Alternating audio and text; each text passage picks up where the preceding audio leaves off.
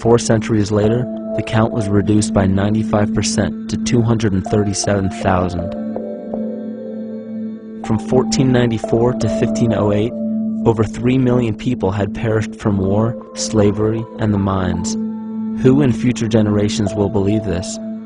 I myself, writing this as a knowledgeable eyewitness, can hardly believe it. My eyes have seen these acts so foreign to human nature, and now I tremble as I write.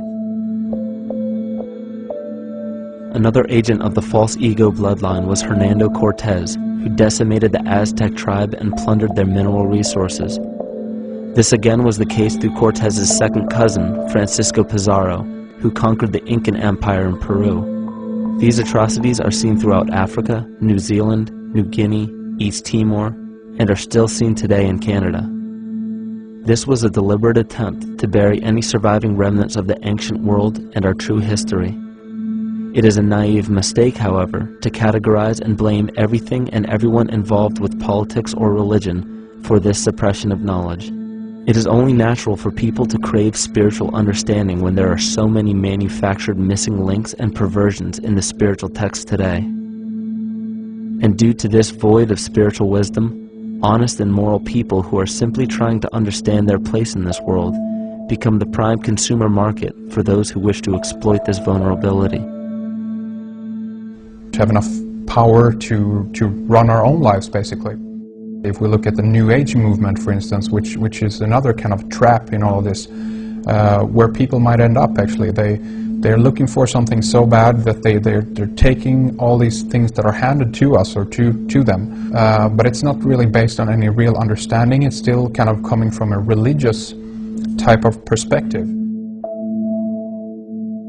People are genuinely seeking something new. They're genuinely seeking a new type of spirituality, or to better themselves, or to change something. But this is being hijacked, and what they actually do is that they lead you into another type of group mentality or New Age religion, whatever it is, and people still are not able to kind of really break free from that and follow their own journey or their own path, which I think is very important in all of this.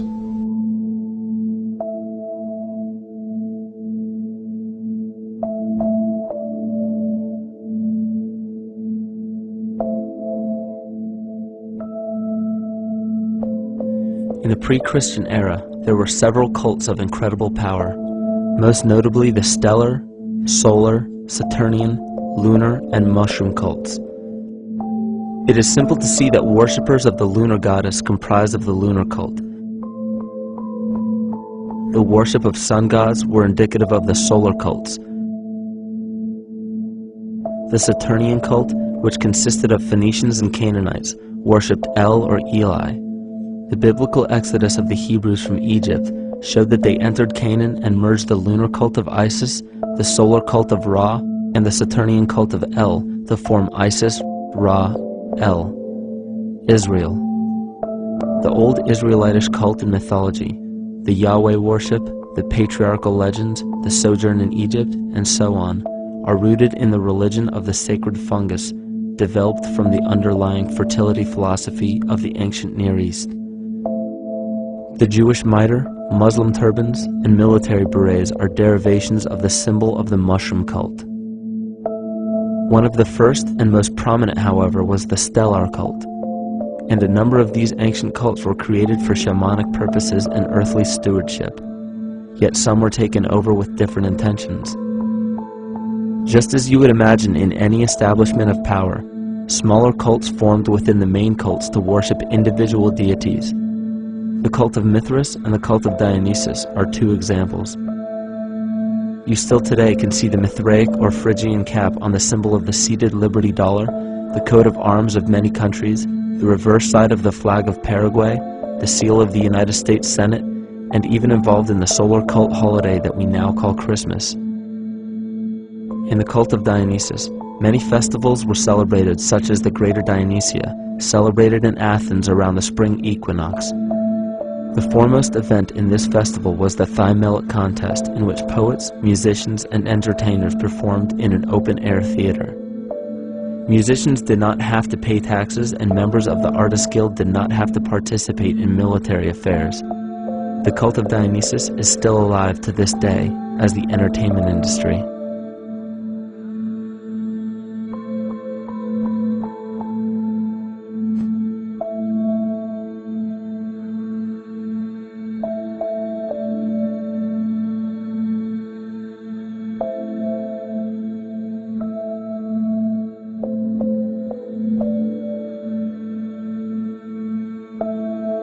These cults still exist in many important positions of power throughout the entire civilized world.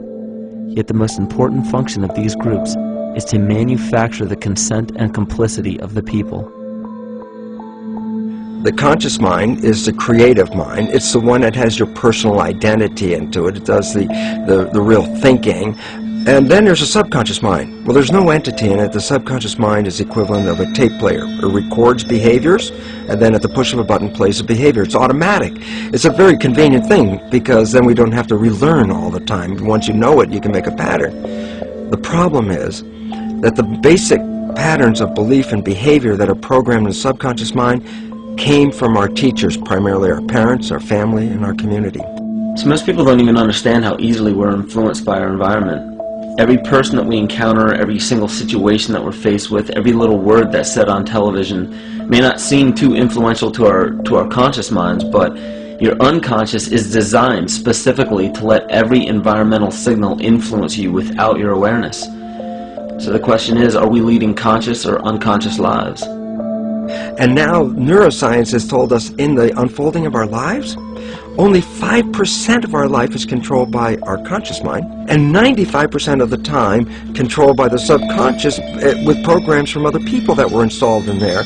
And the problem is, it means when those programs are playing, we don't see them. And the skeptics will sit there and say, consciousness, archetypes, astrology? No. We create things with our hands, not our minds.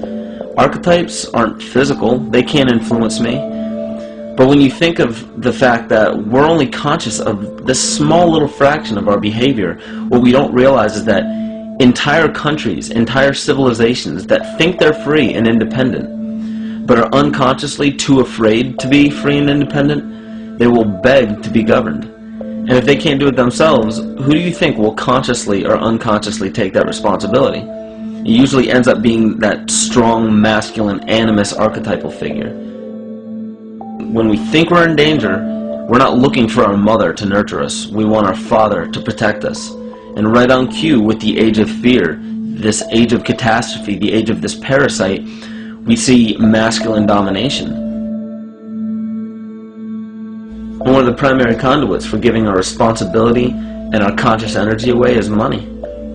We surely don't want to admit that our dependency on money is flawed, because that would imply that the fault is our own. And God forbid we take responsibility for our lives, so we blame the money.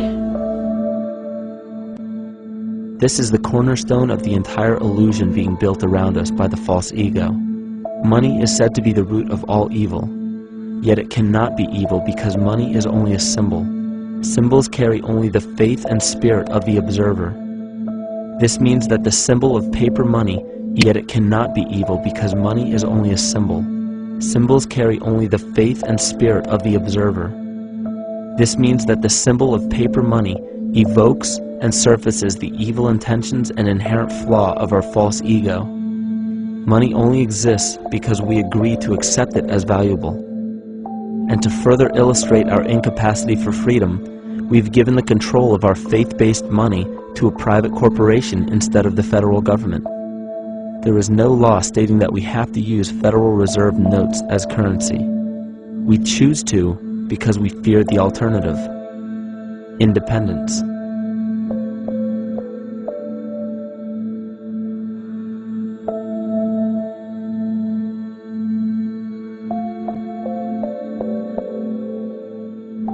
But it's not even really about money, it's about energy, because money is simply this material thing that allows billions of people to crave just one thing and put their energy into the same thing. It's not the plasma TV or the house or the lifestyle or the job or the significant other or the status that we're really after, because we know that we're empty. These people feel sadness and loneliness and void just like anybody else. and they either want to fill that void with materialism because they think that that'll make them feel better, or they want to sedate the void feeling with material possessions. So it all comes back to this feeling of having